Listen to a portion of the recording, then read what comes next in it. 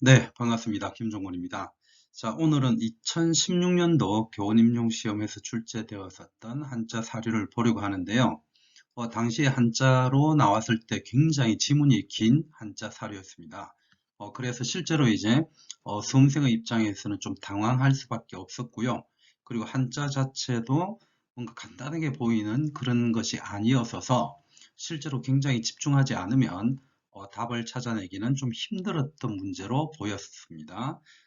다만 이제 실제로 여기에 들어가는 인물을 찾는 것이었었고 어떤 붕당이었냐 이제 문제에서 인물과 붕당을 물어봤기 때문에 그 긴 한자 사료 안에서 키워드를 찾아내고 그 다음에 시기를 찾아내면서 적절하게 추론하는 과정을 겪을 필요가 있었고 그런 추론을 잘 하신 분들은 답을 찾아낼 수 있었습니다.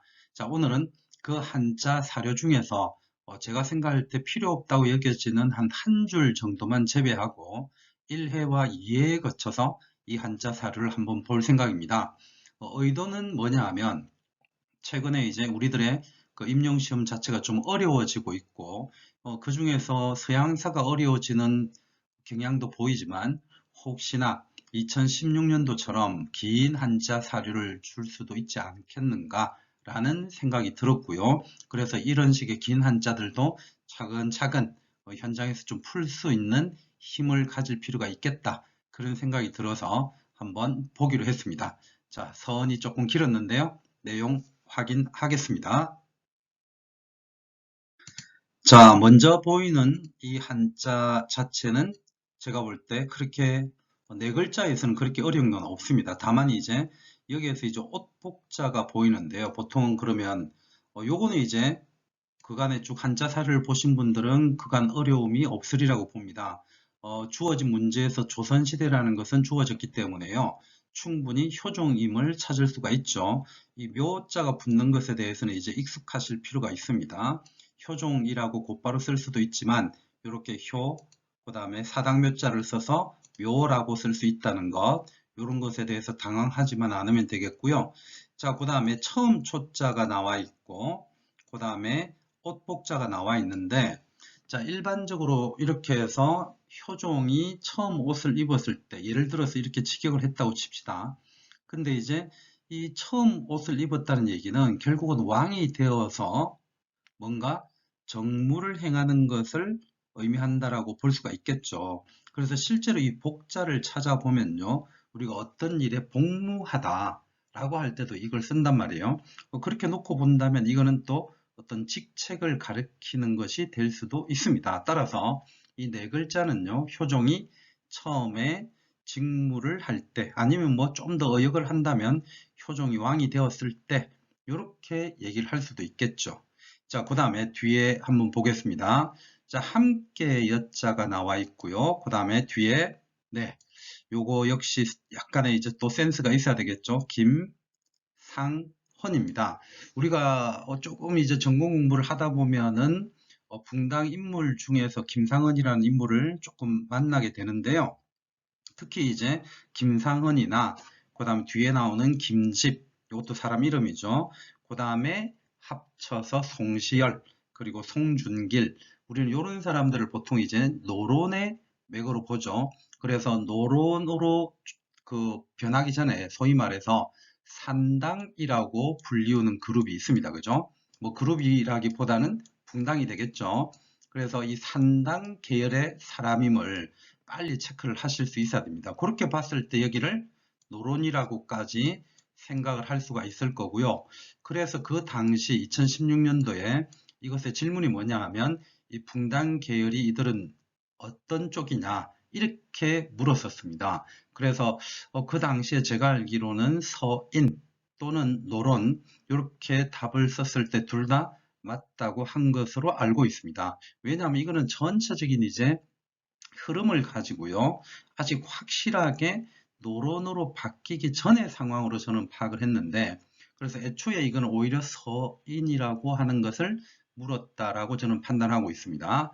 자, 어쨌든 간에 다시 돌아와서요. 이 산당이나 그 다음에 노론 좀 더 이것으로 분화하기 전에는 네, 서인 계통의 사람임을 충분히 느끼셔야만 문제 접근이 훨씬 더 수월해진다는 겁니다. 자, 그렇게 이제 김상은하고 그 다음에 이제 김집을 통해서 이쪽이 서인 계통 중에서 산당 그리고 노론의 계통임을 한번 알아주었으면 좋겠고요. 이 김상은 같은 경우에는 아직도 다시 시험에 나올 가능성이 조금 있는 인물이긴 한데요. 우리가 또 배경 지식으로서 약간 필요한 것이 뭐가 있느냐 하면 북인이 광해군 때 집권을 하고 나서 인조 반정으로 무너지죠. 자, 그때 이제 서인이 초창기에 소위 말해서 공서와 그 다음에 청서라는 것으로 나눠지게 되는데요. 자, 공서와 청서로 나눠지게 되는데 이 공서와 청서로 나눠질 때 제가 순서를 조금 다르게 적으려고 다시 지웠습니다. 공서와 청서로 나눠지게 되는데 이 청서라고 불리우는 쪽은 어떤 쪽이냐 하면은 북인들을 다 없애버려야 된다라고 해서 굉장히 이제 강경하게 북인에 대한 입장을 취했던 사람들이고요. 그 다음에 이제 공서라고 하는 쪽은 그 북인들 중에서 대북 계열, 대북 계열만 압박을 하고 그 다음에 소북 계열은 어느 정도 같이 정치를 해 나갈 수 있는 주장을 피게 되는 거죠. 그래서 일종의 이쪽은 온건한 쪽이다라고 볼 수 있는데 김상은은 이 중에서 청서 쪽이었다라는 것은 한번 알아두시면 좋겠습니다. 네, 그래서 북인이라고 한다면 어느 쪽을 막론하고 다 정계에서 없애야 된다라고 주장한 게 김상은, 김집 등을 비롯한 청서였었고요. 그래도 소북 정도는 함께 할 수 있지 않느냐라고 하는 공서도 있었다라고 봐두시고 그러면 이 김상은, 김집을 통해서 그 정도까지는 한번 봐두시면 좋겠습니다. 자, 그러면 해석을 다시 한번 더 들어가 보죠.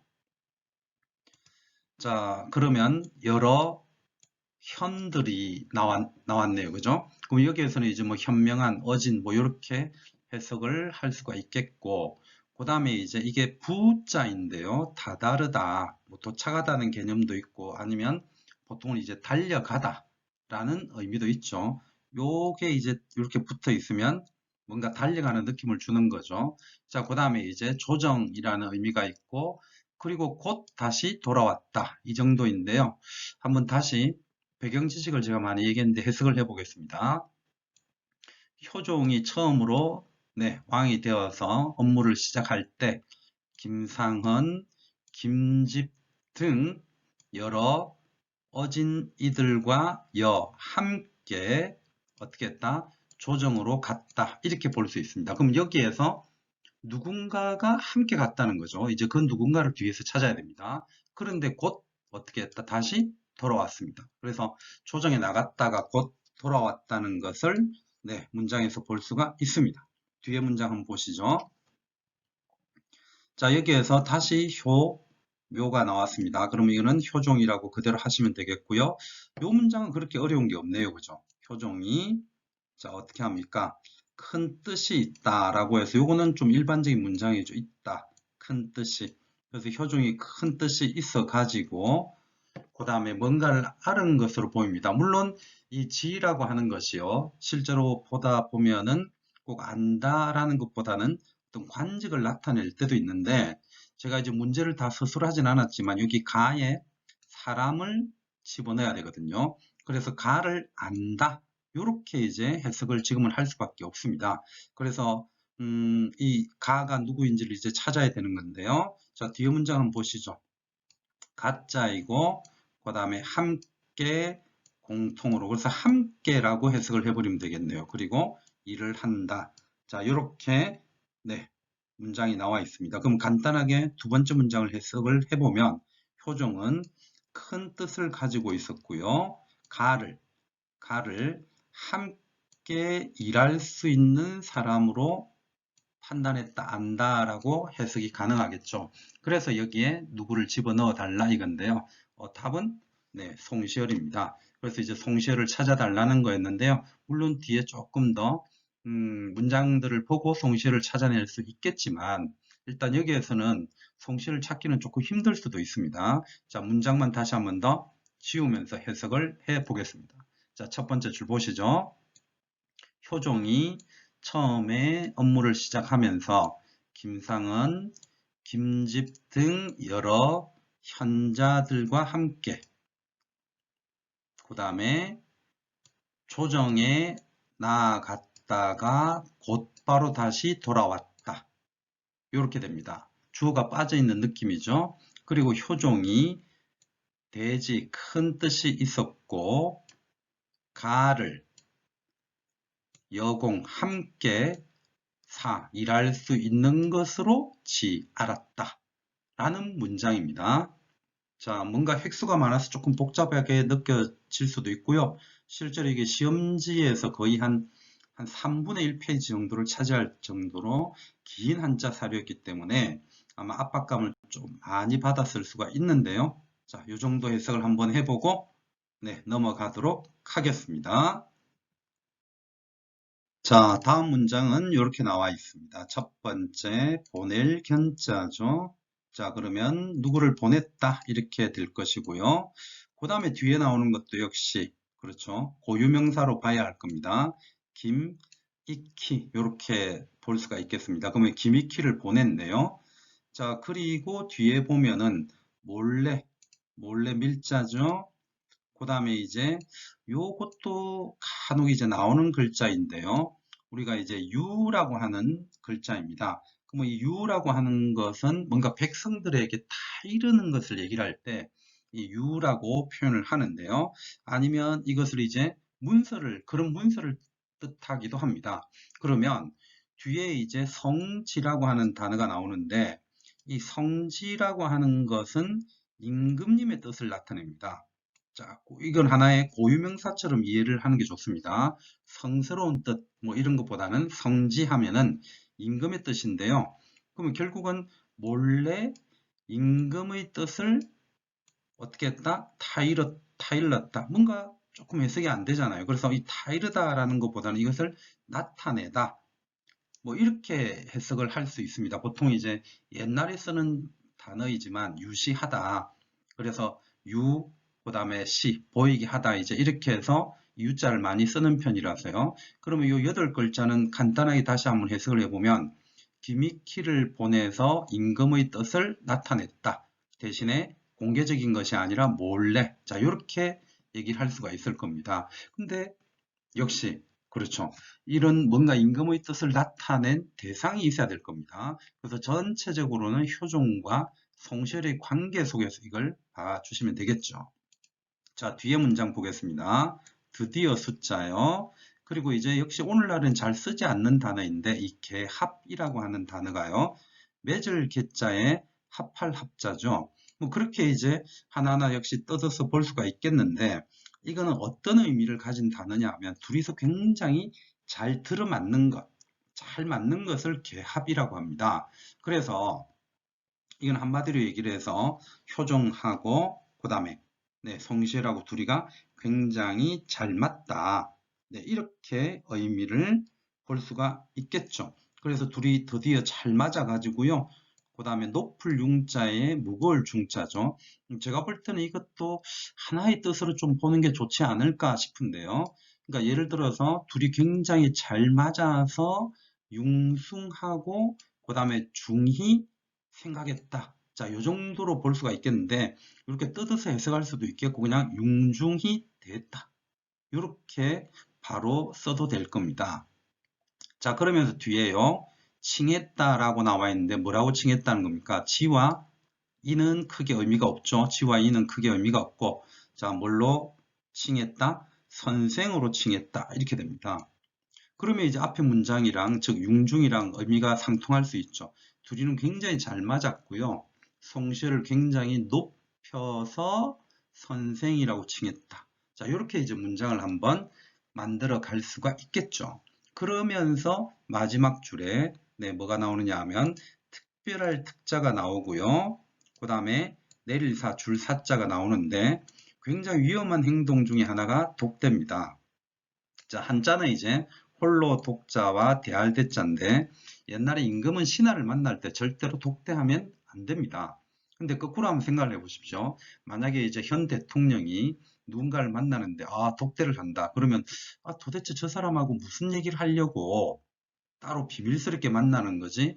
그래서 굉장히 그 만나는 대상을 칭찬할 수도 있겠지만 뭔가 둘이 독대한다는 것은 또 불안 내지는 의심의 눈초리로 이런 걸 볼 수도 있죠. 그래서 현재로서는요, 이 문장에서는 독대한다는 것 자체가 그 독대를 하는 대상, 즉 송시를 굉장히 높이는 것임을 알 수도 있습니다. 다만 현실적으로 여러 정파들, 정치인들 중에서는요, 역시 지금도 마찬가지겠지만 이런 독대 자체를 의심의 눈초리로 바라볼 수밖에 없고, 따라서 굉장히 시기와 질투를 받을 수밖에 없는 그런 행동이라고 보여집니다. 게다가 좀 전에 말씀드린 것처럼 조선시대에는 왕이 신하를 절대로 독대를 하면 안 되는 그런 원칙도 있습니다.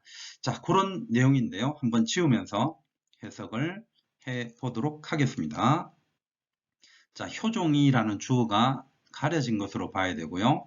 효종이 자, 김익희를 보냈습니다. 그리고 밀류성지, 임금의 뜻을 몰래 보냈습니다. 약간 의역했습니다. 나타냈습니다. 라고 몰래 보냈습니다. 라고 의역을 했고요. 그래서 둘이 개합, 굉장히 잘 맞았고, 드디어 잘 맞았고요. 그래서 융중, 아주 융숭하게 대접하여 선생이라고 불렀다. 임금이 한 인물을 선생이라고 부른다는 건 그 사람이 얼마나 그렇죠, 대단한 사람인지를 알 수가 있죠. 그래서 특별히 독대를 내렸다, 이렇게 해석을 할 수 있습니다. 그럼 독대를 내렸다는 것은 그냥 독대했다라고 생각을 하면 되겠죠. 그러면 현재 이 자료들은 지금까지 본 것은 효종과 가라는 인물을 추론할 수 있는 간단한 내용이다라고 한번 보시면 되겠습니다. 네, 다음 문장 한번 보시죠. 자, 다음 문장은 이렇게 보입니다. 조금 전까지 이제 효종이 송시를 굉장히 특별하게 생각을 했음을 알 수가 있었고, 독대까지 한다라는 내용을 봤는데요. 이제 어떤 단어가 보이느냐 하면 또, 그 다음에 밤에는 명을 내렸습니다 라고 나오고요. 자, 그 다음에 뒤에 사람이 나오죠. 네, 요거는 이제 해석 금방 가능하겠죠. 효종 다음에 나오는 왕이 현종입니다. 그래서 일단은 요거는 이제 후세의 기록이기 때문에 네, 현종을 여기에서 집어넣는데요. 현종을 친히 전하게 했습니다. 무엇을? 어차를, 임금의 편지를. 이렇게 해석이 간단하게 되겠죠. 자, 이거는 크게 문제 없어 보입니다. 또한 밤에 몰래라는 느낌이 있습니다. 현종을, 자신의 아들이죠. 현종을 네, 직접 편지를 가지고 전하게 했습니다. 누구한테요? 송시열한테. 자, 그렇게 볼 수 있겠고요. 자, 그래서 그 편지를 받은 인물은 또 얼마나 기쁘겠습니까? 그래서 감격했다라는 글자가 보이고요. 이거는 뭐 따로 안 해도 되겠죠. 그냥 감격했다. 오늘날 쓰는 용어 그대로이고요. 자, 그 다음에 이제 이 분자가 보이고 려자가 보이는데요. 려는 어떤 근면하다, 뭐 힘쓰다 이렇게 볼 수가 있겠고, 그 다음에 분이라고 할 때도 우리가 고군분투 할 때 분자죠. 그래서 떨치다, 이런 의미인데요. 그러면 결국은 이 분려라고 하는 것은 뭔가 아주 힘써서 일하는 것을 말할 수 있겠죠. 아니면 그냥 그 감격받아서 굉장히 내가 앞으로 열심히 일을 해야지, 뭐 이런 느낌을 전하는 단어다라고 봐두시면 되겠습니다. 그래서 뒤에 보니까 스스로 어떻게 했다? 나무 숫자가 보이는데요. 뒤에를 보면 자, 해석을 할 필요 없이 그대로 읽어줘야 되는 게 있는데요. 춘추 대의를 나무했다, 이렇게 되는 건데, 이 춘추대의라고 하는 것 자체도 뭐 깊게 들어갈 건 없고요. 그냥 크게 뜻을 세웠다라고 그냥 해석을 지금은 해 주시면 되고요. 그리고 여기에서는 나무 숫자라기보다는 이 나무라고 하는 것은 말 그대로 서 있는 것이기 때문에 어떤 것을 세우다라는 의미도 가능합니다. 자, 그렇다면 전체 느낌을 가져주시면서 이걸 해주시면 됩니다. 자기한테 뭔가 계속 특별하게 대하는 것이 보이죠. 현종에게 직접 편지를 보내기도 했고, 거기에 자기가 감격을 받아서 힘을 불꽃 주고 나 앞으로 열심히 일을 해야지, 그리고 나를 위해서 큰 뜻을 세웠다라는 느낌이 자, 그 다음에 수, 이, 춘추대이다, 이렇게 이제 나와 있습니다. 자, 마지막 문장 한번 보시죠. 그리고 급, 그 다음에 네, 효종이 또 나오고요. 뒤에 참 안타까운 단어가 보이네요. 그죠? 이게 이제 오늘날 잘 쓰지는 않지만 아주 높은 분들이 돌아가셨을 때 승하하였습니다. 뭐 이렇게 쓰죠. 그래서 오를 승자에 그 다음에 이제 하자, 멀 하자. 그래서 멀리 올라갔다, 돌아가셨다 이제 이렇게 되는 건데 그러면 이 5글자는 효종이 돌아가셨다. 이렇게 해석을 할 수 있겠죠. 물론 그냥 효종이 승하하였다라고 하면 됩니다. 자, 효종은 송시를 굉장히 아낀 느낌을 줬죠. 따라서 얼마나 이것이 슬펐겠습니까? 그래서 통자를 쓰고 있습니다. 우리가 보통 통곡하다 할 때 이 통자를 씁니다. 그리고 사무할 모자를 씁니다. 그리고요 뒤에 저는 굉장히 가슴 아픈 어떤 문장이라는 생각이 드는데요.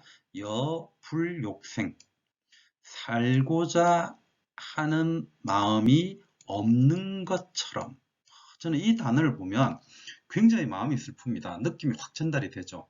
자기가 굉장히 사랑하는 사람 아니면 부모님이나 주변에 정말 하나밖에 없는 사람이 죽었을 때 가지는 그 느낌이죠. 이제 살고 싶지 않아. 라고 하는 것을 그대로 나타내 주는 게 여불 욕생인데요. 송시열의 슬픈 마음을 보여주고 있습니다. 자, 그러면 지우면서 한번 해석을 해보겠습니다. 자, 또 밤에는 현종에게 명하여 직접 어차를 전하게 했고요. 이에 송시열은 감격하여 분려하였으며 스스로 춘추대의를 세웠다. 그런데 효종이 승하하게 되었습니다. 승하하게 되자 매우 통곡하고 그 사모하는 마음이 살고자 하는 마음이 없는 것과 같은 정도였다. 라는 문장입니다. 그래서 현재 제가 이제 2016년도에 출제되었었던 이 문제 자료의 한 반 정도를 가지고 이제 송시열을 찾는 내용을 한번 확인해 봤는데요. 이것만으로도 이제 뭐라고 할까요? 송시열을 찾았던 분들이 좀 있기도 합니다. 물론 뒤에 내용들을 보시면 훨씬 더 송시열을 찾는데 구체적인 근거들이 좀 있긴 한데요. 여기만으로 찾았다는 것은 아마 제가 생각할 때는 조금 대단한 분들이 아닌가 그런 생각이 듭니다. 자, 지금까지 일단 2016년도에 출제되었었던 송시열에 관한 한자 사료를 한 반 정도 살펴봤습니다. 좀 어떤가요? 실제로 이제 반 정도라는 표현을 계속 하고 있는데 그만큼 한자 사료가 길어지면은 조금 시험장에서는 압박감이 커질 수밖에 없습니다. 자, 그렇다 하더라도요. 올해 이렇게 긴 문장이나 어려운 한자 사료들이 나올 수 있다는 거 잊지 마시고 그럴수록 더욱더 바짝 집중을 하셔가지고 사료 내용의 핵심을 찾을 수 있는 키워드들을 눈에 레이저를 쏘면서 찾는 연습을 하는 게 중요하다는 생각입니다. 네, 일단 요거는 이제 마무리를 하고요. 다시 한번 더 후반부 사료를 보도록 하겠습니다. 수고 많으셨습니다.